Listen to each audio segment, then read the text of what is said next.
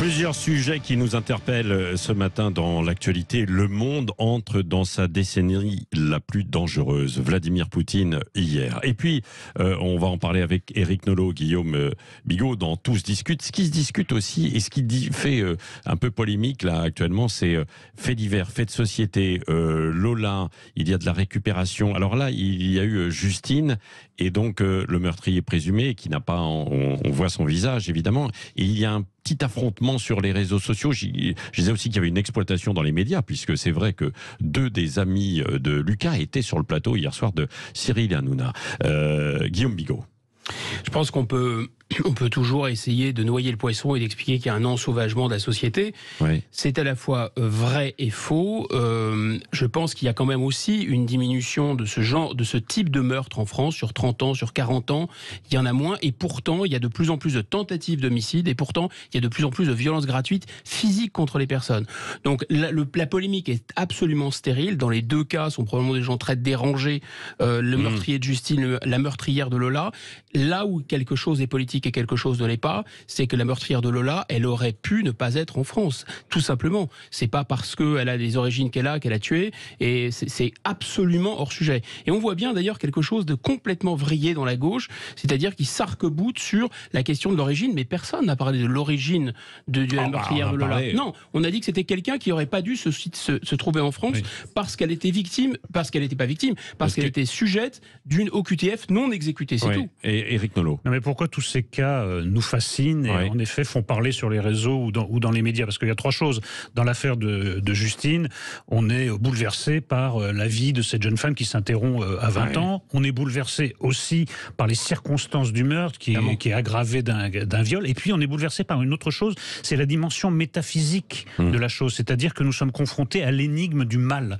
Tout d'un coup, un homme, pour des raisons que l'enquête précisera, bascule du côté du mal. Il commet un acte pour nous qui est incompréhensible. Mais ça, c'était pas politique. Inqualifiable. Ça, c'est pas politique. C'est à bel égard, dans les autres, le surgissement du mal. Il n'y a pas, je dirais, d'arrière-pays dans le cas, enfin pour l'instant, dans l'état actuel du dossier, il n'y a pas d'arrière-pays, d'arrière-plan dans le meurtre de Justine. Il y a des arrière-plans dans le reste. Alors, soit c'est la situation des étrangers, soit dans le cas de Rohan, est-ce que ce mineur était vraiment mineur? Et puis il y a autre chose, c'est que il faut quand même rappeler certains principes de l'état de droit. C'est autour de ça que se cristallise le débat, au fond. On peut comprendre la réaction du père et de ses amis. Moi, mes gosses ont été agressés. Je peux vous dire que ma réaction viscérale, c'est d'aller péter la gueule des mecs. Je l'ai même dit aux policiers. Mais si des gens agressent un mineur, ou qu'il soit même pas mineur, en bande organisée, avec une arme par destination et ne se retrouve pas en garde à vue, c'est que l'état de droit n'existe plus. Là, vous parlez de Rohan, précisément, donc avec le père de famille qui a donc été, il faut à la fois comprendre la réaction un peu viscérale, mais dire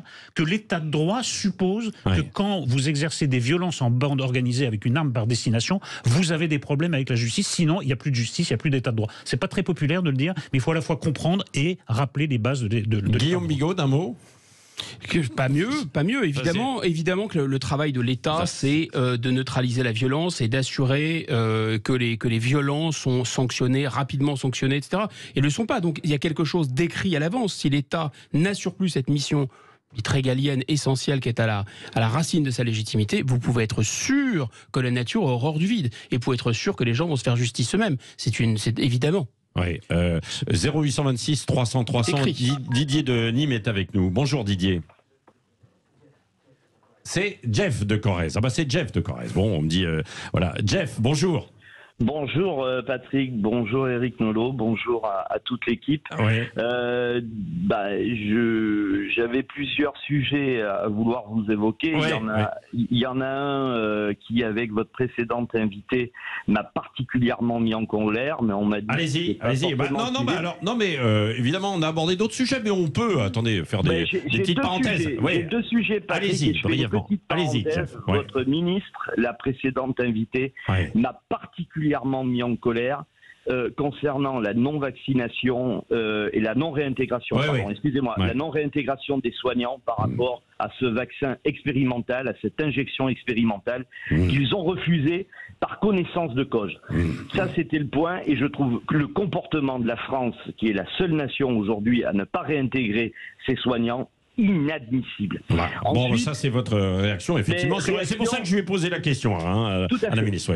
Tout à fait, parce que je vais vous dire, j'ai ma femme qui est infirmière et je parle en connaissance de cause.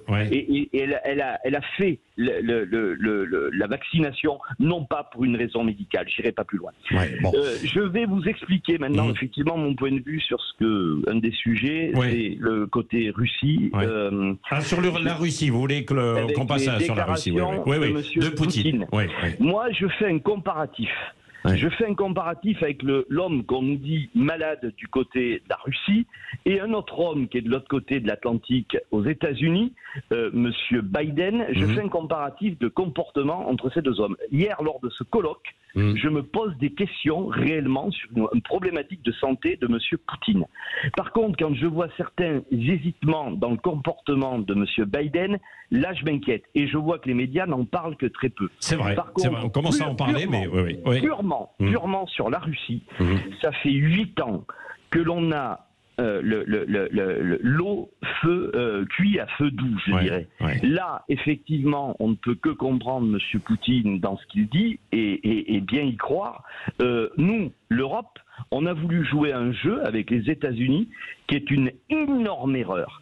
On n'a pas voulu respecter, je ne parle pas de Poutine, je parle de la Russie. D'ailleurs, un ancien président Chirac, l'ancien président Chirac corrézien l'avait dit, il ne faudra jamais humilier la Russie. Il n'avait pas parlé d'un président, il avait parlé d'un État, la Russie. Et aujourd'hui, je pense qu'il a été fait assez de choses par une élite française qui a voulu driver la chose, alors qu'il aurait mieux valu avoir des émissaires diplomates, je pense à M. De Villepin, M. Védrine, ou d'autres personnes qui gèrent ça en parallèle. Et je pense, principale des choses les plus importantes, si ces accords de Minsk que la France n'a pas fait respecter avaient été justement respectés, on n'en serait peut-être pas là. C'était évidemment à l'international, mais on en a beaucoup. Vous avez raison, on a beaucoup disserté en fait autour de ça. Donc vous nous avez emmené sur cette déclaration de Vladimir Poutine, et puis c'est vrai qu'il y a de l'inquiétude de l'autre côté des États-Unis. On en reparlera beaucoup avec les midterms qui arrivent, et puis on est en train de basculer d'ailleurs du côté américain en disant peut-être que ce soit du côté des démocrates et des républicains, attention, peut-être qu'il faut qu'on revoie notre aide à l'Ukraine. Éric Nolot, par rapport à ce que disait en fait Jeff là, et puis cette déclaration de Poutine, quoi. Poutine ne peut pas gagner cette guerre et Poutine ne peut pas perdre cette guerre. Donc la course à l'abîme continue et les déclarations d'hier, elles sont à destination des Russes. Ce n'est pas nous qui agressons l'Occident, c'est l'Occident qui nous agresse, c'est un discours de propagande, et puis c'est à l'intention de l'Occident, votre soutien à l'Ukraine peut avoir des conséquences très graves.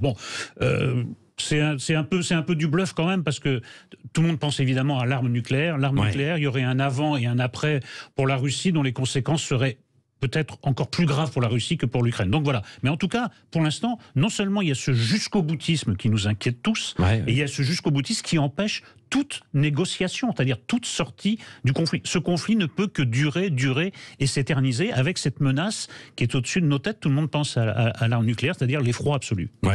Guillaume Bigot, sur des négociations, quoi. Alors, est-ce que ce qui va se passer aux États-Unis peut changer ou pas ?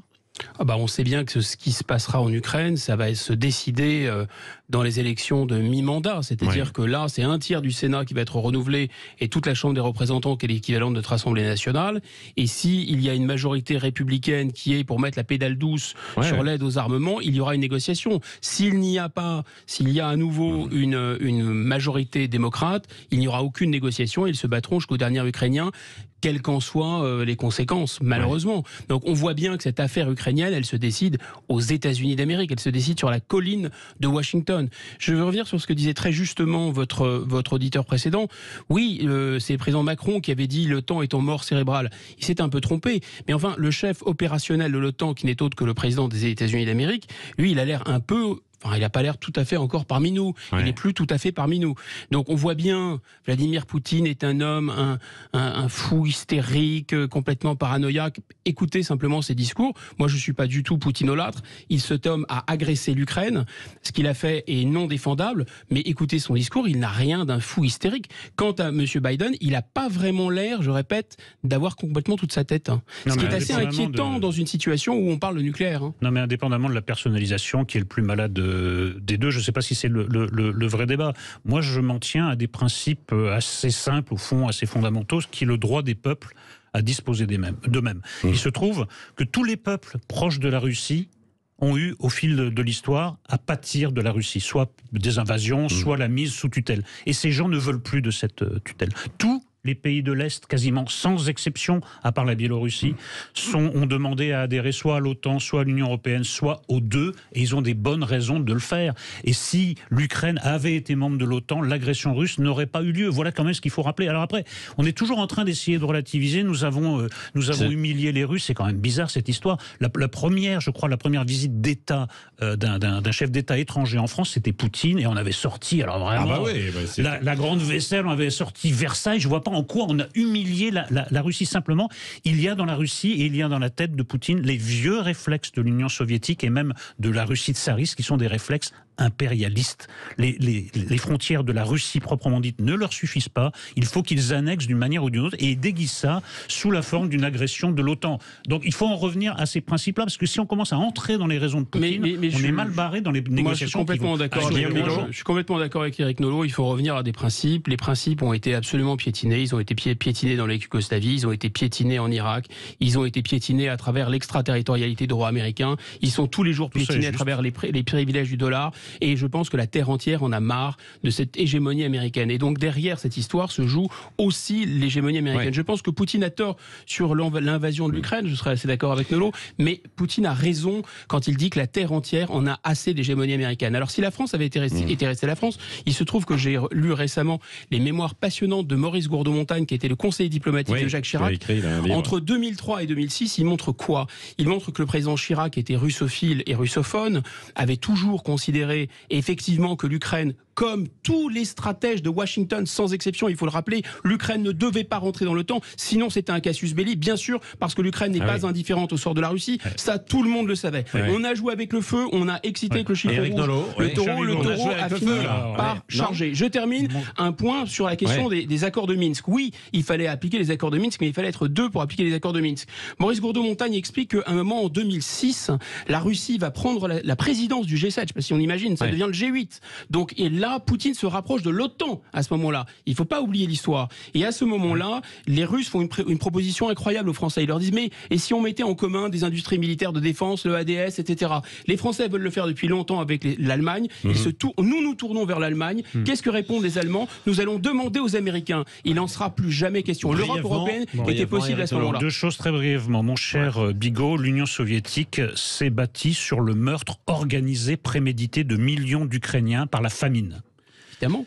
Voilà, ça c'est un traumatisme que les Ukrainiens n'oublieront jamais, tout comme les Arméniens n'oublieront jamais leur génocide, tout comme les Juifs n'oublieront jamais. Première chose. Deuxièmement, on en a tellement marre de l'hégémonie américaine que quand les Américains nous ont expliqué que les Russes massaient à la frontière russo-ukrainienne des dizaines et même des centaines de milliers de soldats, on leur a dit non, simplement c'est pour se dégourdir les jambes. On n'a pas voulu. Cet anti-américanisme... Non mais oui, parce que tout le monde a dit ça, tout le monde. Mais non, tous les responsables politiques ont dit jamais la Russie ne va envahir l'Ukraine.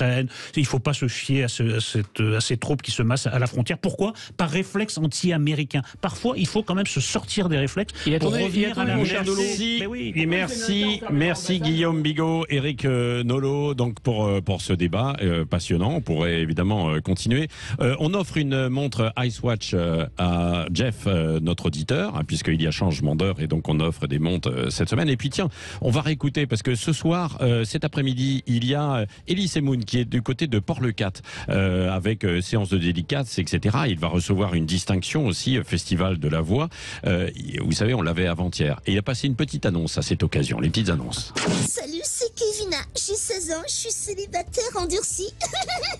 C'est pour dire que les mecs de notre classe, vous nous intéressez pas du tout. Vous êtes des vrais bébés, vous pensez qu'à nous mettre la main au cul. Ouais, nous, ce qu'on préfère, c'est la sensibilité. Un dîner aux chandelles, chez McDo, par exemple. Voilà, si vous voulez le rencontrer, il sera aujourd'hui, cet après-midi, à Port-le-Cat. Dans un instant, le journal et ensuite Valérie Expert.